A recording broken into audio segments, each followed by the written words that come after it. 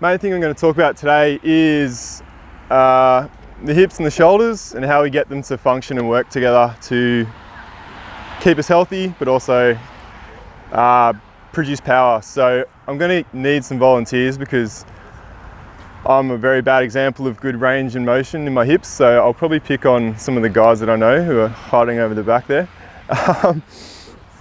But I guess first question for everyone is, the majority of injuries you get in track and field, where do you think they're driven from? Which area do you think is the origin of majority of your injuries? Hips? Yeah, everyone sort of agree on that? Yeah, I'd argue that it's the main ones. So, you know, hamstring, adductor, quad, all driven from the hip, lower back injuries driven from the hip. I'd argue shins and foot issues are driven from the hips. So poor hip function, poor hip strength, poor hip proprioception probably all contribute to global injuries in our body. So I guess today I'll just go through, and disclaimer, this is my philosophy and how I've sort of interpreted information over the years. I'm happy to accept criticism and talk through it because I'm not necessarily an expert here, but this is just how I visualize the human body and how it works. So yeah, you've probably heard stuff from physios and you have your own way of thinking about it, but this is my way of thinking about it. So more than happy to debate and bow down if someone else has something that sparks me as well. So I guess the one thing we all talk about when we're coaching technical drills, or we should, is posture, right? So posture is probably the most important aspect of track and field. If you've got poor posture or your athlete's in a poor posture, they're reducing their ability to produce force or move in the way that we want them to, right? So how many times have we sort of have we said to an athlete, you know, be taller, or, you know, get your hips under you, you know, things like that. They're pretty common coaching cues, but I'd argue from a strength and conditioning perspective, that's the first thing you should start on, is before they start the movement, make sure they've got the right posture to do the movement, right? So if we think of the hips move in 3 planes of motion. So it's the ball and socket joint. So obviously we've got, you know, flexion and extension, we've got abduction, adduction, and they externally and internally rotate. So they work in 3 planes. Very rarely do they work in isolation in those 3 planes. So obviously, you know, if I'm turning my hip in a throw, I'm internally rotating whilst the hip's probably extending and there's a bit of adduction towards the midline. So there's 3 things going on at once. So very rarely do they work in isolation, which can make it harder to conceptualize. And if you're not big in anatomy, the one thing I'd urge you to look into is just hips and get an understanding of how the hips work, because that's very important for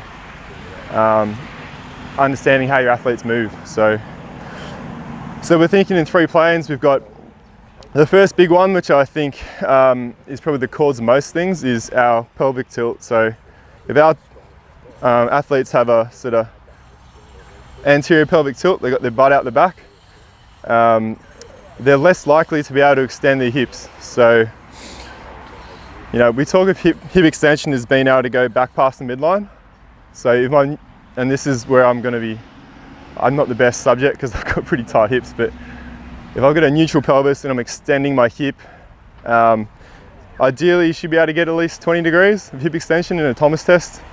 And so, you know, when we do hip stretching drills, you know, athletes, if they don't have a good awareness of their pelvis, they'll actually cheat. So they rotate. If you rotate your hips forward, I can get a hell of a lot more what looks like extension. But if you actually drew the midline through my body, it's not any more extension than if I was pelvis tucked under. So athletes are very good at adapting and trying to find range. So they'll actually rotate their pelvis down, create the illusion of having a good stretch in the hip, and that's, you know, getting to these positions, you see them tilted forward.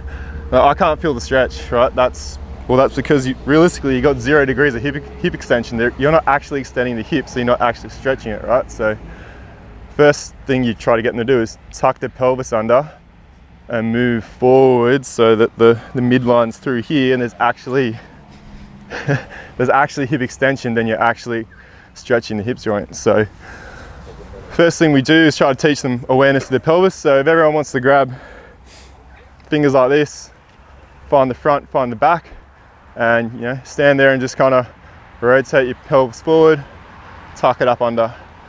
Feel the difference between tucked up and under. If I tuck it up and under, I can get really good hip extension. If I tilt my pelvis forward, hip flexion. If I tilt my pelvis forward, it's pretty hard to get my hip up, my leg up. And so if I'm looking at a runner and they're not getting, and I'm looking for knee lifts, it's pretty hard for them to actually get any knee lift if their hips are rotated forward, right? So it's not for your lack of coaching to try and get them, like the athlete's trying to get the knees higher as they're running, but they're actually just mechanically unable to do it because they're not hip rotated under, right? So the basic posture of running should be neutral pelvis, so they can actually get that range in their hips as opposed to anteriorly tilted, lacking there. So if you've got an athlete who's really at the back when they run, it's probably because they've rotated their pelvis down as opposed to tucking it under.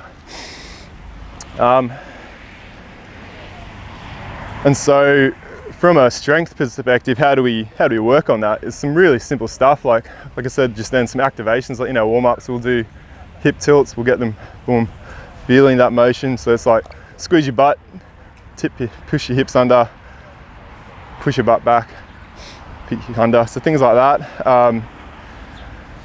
You can start to get some bands involved, so these things are great. You can get them from Kmart these days.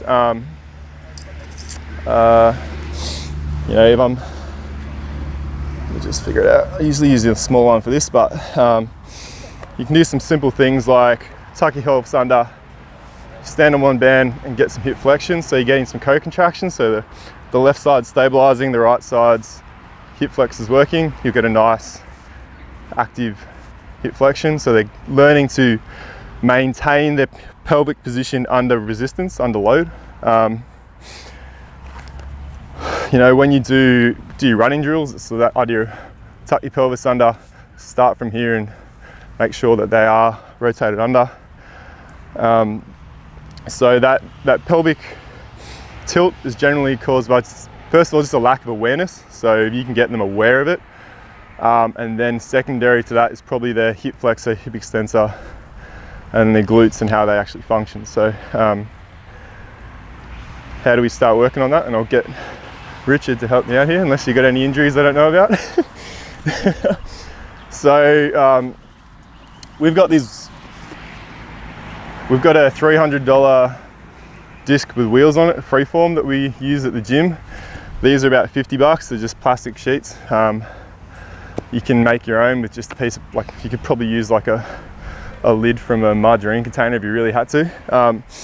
So first exercise we do is the hip function is sort of getting them into a push-up position. We use the parallettes just because they're a bit more, they get you up off the ground, give you a bit more range for people like me that don't have the range. And just get them to slide their foot up and under and back. So it's doing basic flexion without tilting the pelvis. If you want to jump in there, mate, there, we'll just go on the side. So just getting like a push-up position. So in all these drills, we're trying to just keep a nice neutral spine, good posture with the pelvis. Just tuck that up and under. So you probably lift your butt a little bit higher. Yep, up and under. Try and get as far through as you can without trying to compensate through your pelvis. And switch sides.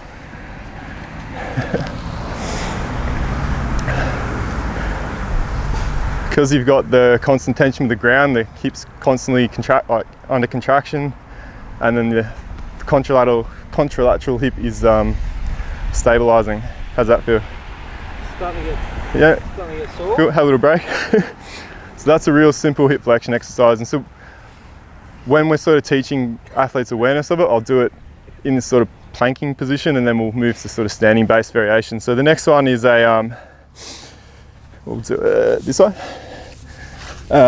Come up, and we'll start to get some abduction, adduction, so rotations to come up, go across as far as you can, and take it across out there as far as you can. So imagine there's a line on the ground, and you're just coming across and across. Maybe don't go right to the end because it doesn't seem to want to slide today. And so what we're doing here is we're starting to figure out where does the athlete lack range of motion. So come up to that A position, take it out to the side as far as you can, and then bring it back across. Boom. So imagine there's a nice line through here and you're just trying to keep it on that line the whole way. So move around if you need to see this from different angles, but at that end range you've got really abducted, almost externally rotated hip, and then using your adductors at length to bring it back under. Try the other leg. How many repetitions did you do? For probably 5 or 6 to start with, work up to 10 or 12. So we do this maybe 2 times a week. It's just part of a global hip health circuit. You can use athletes, sometimes they'll do it in the warm-up for the gym when they just need to open the hips up to squat. Oop, got a bit extra range on that side. One more. Cool. Oop. Cool. Jump up, Rich. Did you feel different left to right there? It was a really good workout. Yeah, so the other side of it is you're engaging your torso to actually help with your hip function, so you're connecting the two, right? That's good. Yeah. Where lower body, what did you feel working? I felt the adductors move out and then like concentrically work back. Yep. And then I just felt like a bit of a glute stretch and then contraction on the glute on the way back. Yep. Perfect. So as you can see,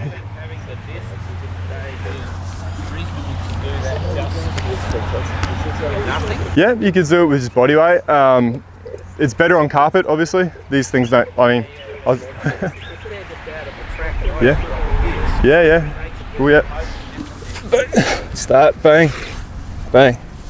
Perfect warm up. Yeah. The benefit of using a disc is you have the resistance through the range, so it just adds that next level. So that's one. The next one we'll do a bit more of a rotational movement. So same thing, same setup position. You come up, out, and around. Up, out, and around. And then you go backwards. So you're doing these hip circles. Have a crack at that one. And again, we're just trying to get the athlete comfortable with the hip gliding in the socket. Nice, Rich. From a thrower's perspective, it's good shoulder proprioception as well, because they start to think about where their shoulder's sitting in the capsule, so they're getting a bit of awareness of connecting the two as well. And realistically, like if your athletes don't have the function to be able to do this sort of stuff, you probably wouldn't put a barbell on their back. You know, they don't have that globalist awareness of where their hips sit, you know, the range, a bit of strength through some ranges of motion at the hip. I'd probably want to start this with kids before we actually start loading them up, because if you're adding strength to dysfunction, you're probably going to end up with an injury eventually. But if you add function first and then add strength to that, I don't know, it seems like a more logical progression for me. If you want to get creative, you can start adding 2. I won't let you do this one. Thanks for that, mate. This is the frog one. We can start doing like mountain climbers, so you get a bit more general co-contraction, this sort of stuff.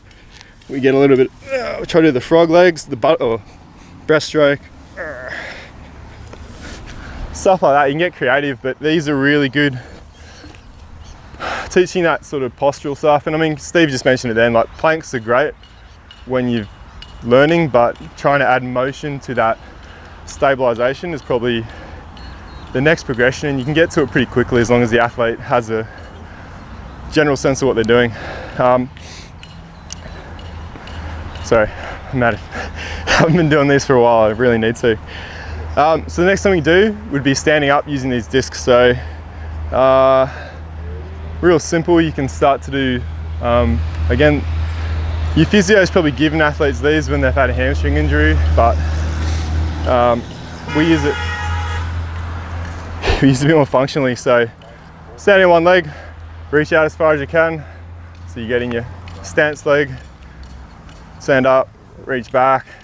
Again, trying to keep that neutral pelvis. I lost it straight away.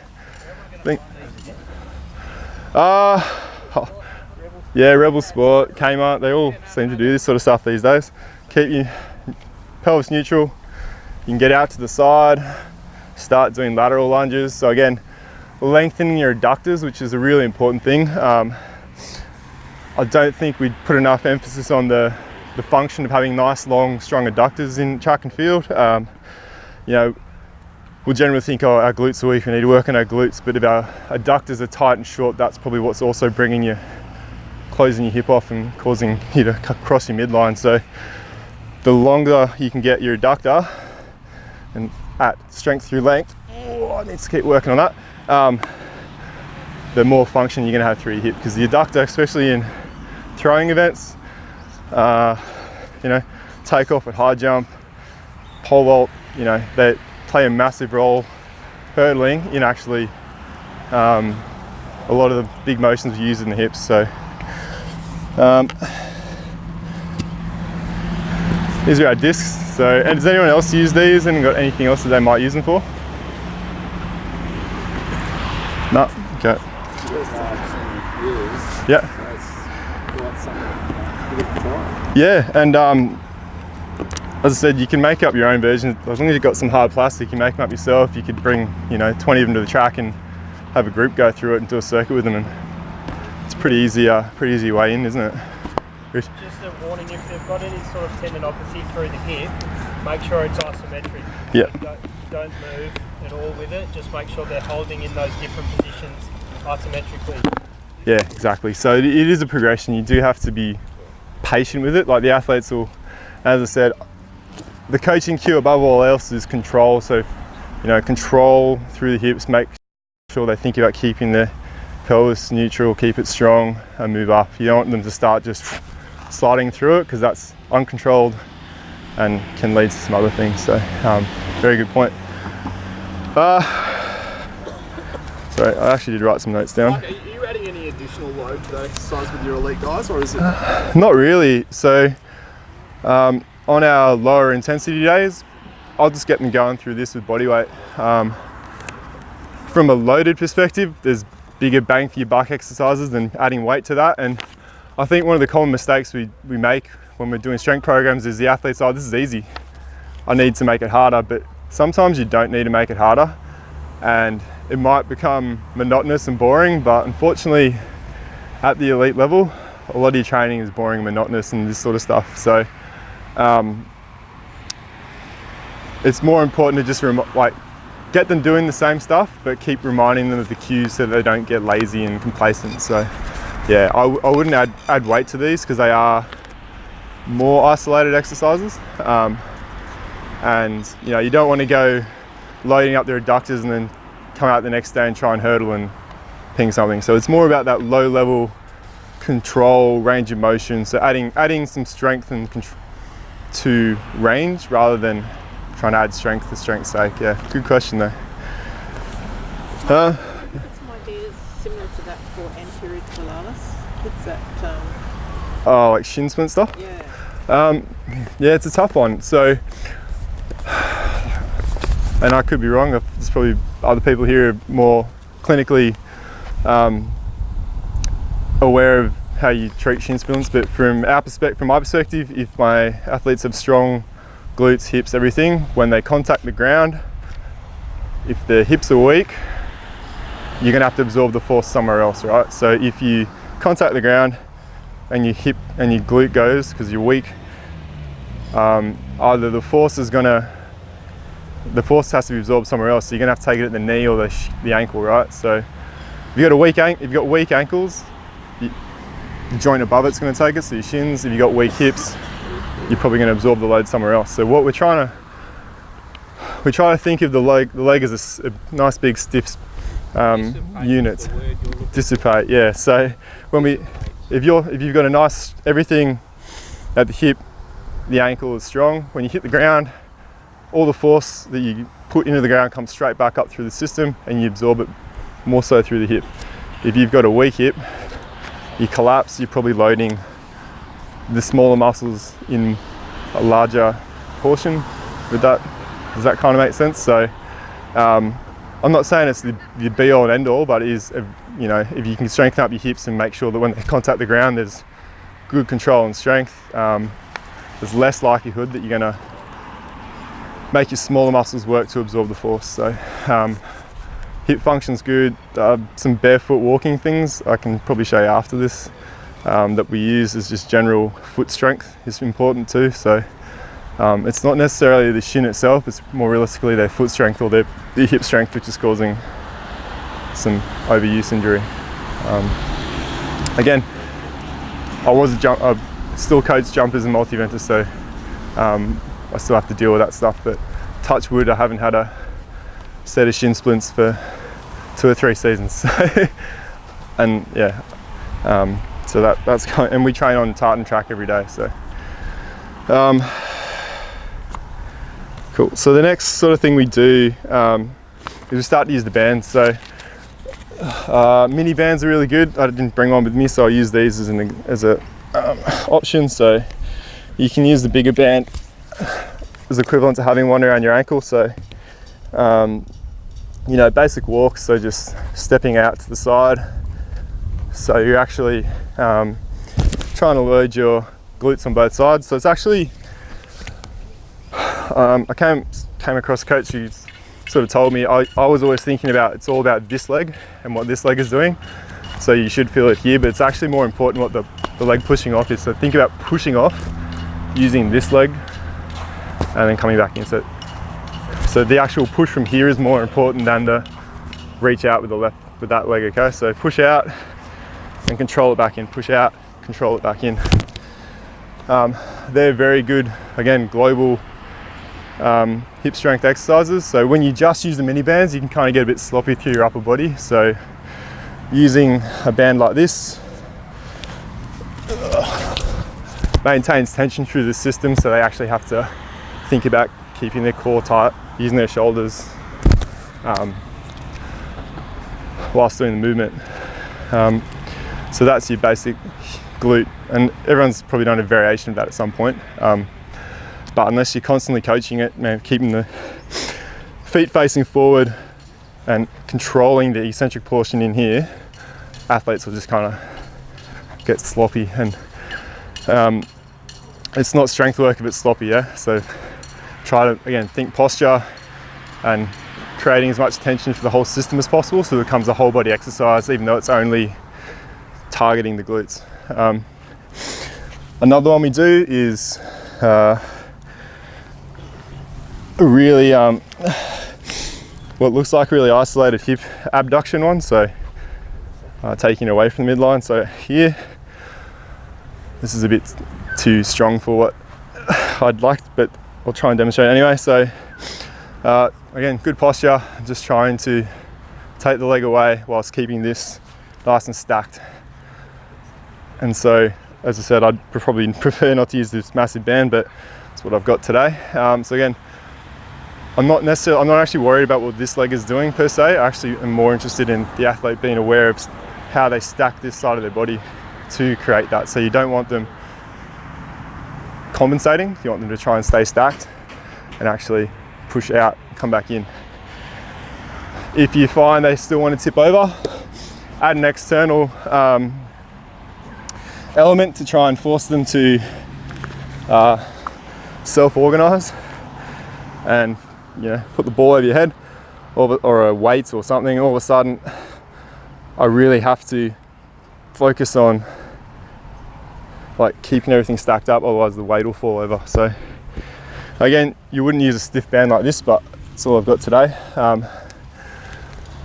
And so when an athlete gets bored or thinks they need a challenge, adding a real simple external element like a 1 kilo weight can help to do that. So I mean, I could hold it up here, I could get them to hold it out there, I could get them to throw the ball, someone to throw the ball to them while they're trying to stabilize it. So you can get creative without adding massive amounts of load to the exercise. So we call that a perturbation, or you perturb the movement system. So you try to mess it up essentially. And so once you've sort of mastered some basics, we can start to add in what we call core strength exercises. So Brendan, you can help me out on this one. Brendan and I used to compete in decathlons together way back. So I'm gonna get you to hold that, and just get in a nice squat position, hold it in front of you. So a lot of band exercises we do, you know, we try to just rotate. So a real basic one would be to stand here and just rotate through. Yeah, just rotate your torso, come back in. That's good. And now straighten your arms a bit further. Make it a little bit harder, so rotate with straight arms. Changes you feel that a little bit different? Yeah. Where do you feel that starting to change? Oh, it's a lot more difficult. Yep, like more of, do you feel this front hip having an anchor? Yeah. And this having a rotate, yeah. Next one, just hold it in your left hand. Try to do the same thing, try and rotate. Yeah, so you can start messing around there. Try your right hand only. Nah. Yep, cool, shoulders a bit sore. Yeah. So again, we're anchoring our hips, so we're creating tension through our system. We're grounding ourselves to the ground whilst opening up and trying to use our core. Same position again. Yep. Just hold that in a nice strong position. Actually, I'll just make this a bit longer. So next step you can do that, coach, that's getting easy, blah, blah, blah, blah, blah, is you start to just find that stable position. We start to add the perturbation, so we start to mess around with them a bit and feel it, make it a bit more proprioceptive and relax. How'd that feel? Yeah. So you're like trying to figure out where your hips and your shoulders are going. Yeah. Same again? Close your eyes. All of a sudden makes it a lot harder again. So you take away the element of sight and they have to rely on feel and where the hips and shoulders are in space. They're actually pretty difficult. A lot more difficult. Yeah. That one. So again, how did I figure these out? We just started playing around one day. So a lot of what we do is based on play and just feel, and athletes coming up with ideas. So they're really easy ways you can start to add to the system. You hold that one. If you want to pair them up, so you hold that strong position. So I'll rotate, and then you rotate, and I'll rotate, and then you go, and I'll perturb it for you, and you do it for me. So you start to add a little bit of perturbation. The athletes then have to start feeling where their shoulders and their hips are in space. So if you think of, thanks for that, mate, that'll do for now. Think of any of our field events. In athletics, we generally think we're in control all the time, but pole vault less so. We're always making slight adjustments to our posture based off our visual regulation of things and where we are in space. So like, hurdlers are constantly having to adjust their posture. You come off a hurdle slightly off balance, if you have that ability and you train that ability of your body to find its equilibrium quicker through things like this, maybe they'll get better at getting out of a bad position to a good position. So again, javelin, athletes always want to feel perfect. At the end of the day, some of the good throws didn't feel perfect, but they found a way to get to a good position and still get the throw away. So once your athlete has stability and that ability to, have awareness of where things are, start to push the boundaries, challenge and make them try to adapt where their posture is. There's some really good stuff out. John Pryor, who works with the Brumbies and a bunch of rugby teams, the aqua bags, so there's big plastic bags with rubber, I don't know, tubes with handles on them. You put a bit of water in it, maybe 2 or 3 kilos, and you get the athletes to run with them. That water is throwing you off balance, and your body is having to adapt to the changes at the external part of the system. So, what sort of running are they doing with it? Just your running drills, sprints. You can get them to hold it off the side, things like that. So we play around with that a bit with that in our warm-ups as well. One thing on sort of unstable surface training, you think of it in athletics, we're always on a pretty stable surface when we contact the ground. So rather than jumping on a BOSU ball and trying to make your athlete unstable there, try to make them unstable at the end point of the system. So whether it's in their hands or above them. So always have a stable surface and try to create the external load away from the center of mass rather than putting them on an unstable surface and trying to get them to stabilize. For the most part, there are obviously in rehab, there's some benefits to it, but from a performance standpoint, stable surface, external load versus unstable surface.